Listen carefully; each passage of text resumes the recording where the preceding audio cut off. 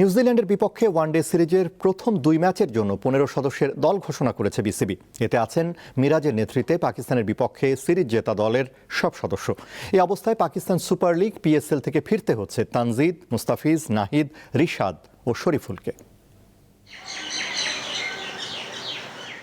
17 April Mirpur Sherebangla স্টেডিয়ামে শুরু হচ্ছে নিউজিল্যান্ডের বিপক্ষে বাংলাদেশের ওয়ানডে সিরিজ। একই মাঠে 20 এপ্রিল দ্বিতীয় ওয়ানডে ম্যাচ দুটির জন্য শনিবার দল ঘোষণা করেছে হাবিবুল বাশারের নেতৃত্বে হাসিবুল ইসলাম শান্ত, নাইম ইসলাম ও নাদিফ চৌধুরীর নতুন নির্বাচক প্যানেল।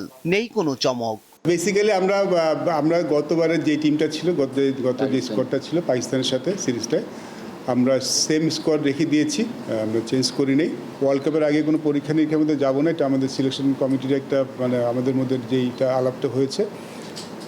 দেখুন, বাংলাদেশ টিম যখন খেলবে আমাদের ফার্স্ট প্রায়োরিটি থাকে কিন্তু ম্যাচটা জেতা।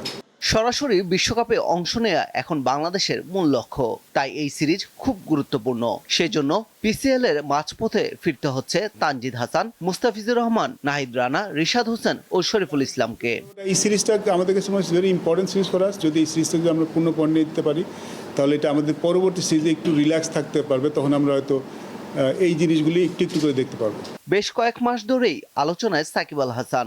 দলের হয়ে খেলতেও চান তিনি। বিসিবির ভাবনায়ও আছেন সাকিব, বলছেন প্রধান নির্বাচক। তার সাথে কথা বলবো ডেফিনেটলি, তাকে নিয়ে আমাদের কি প্ল্যান সেটা আমরা জানাবো। আমরা কেন দলে নেই, it's not a compulsory thing যে আমাকে সবাইকে আমি জানাবো, বাট আমাদের মধ্যে এমন এটা স্বাভাবিক বিষয় হচ্ছে, যদি আমরা কোনো প্লেয়ারকে নেই অথবা কোনো প্লেয়ারকে যদি এখনো কখনো বাদ দিই, অ্যাটলিস্ট আমাদের তাদেরকে নিয়ে কী পরিকল্পনা, তাকে নিয়ে কী ভাবছে সেটা আমরা ক্লিয়ার করে দিই।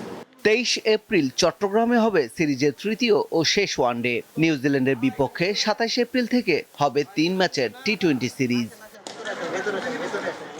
পারভেজ খোকন, দীপ্ত স্পোর্টস।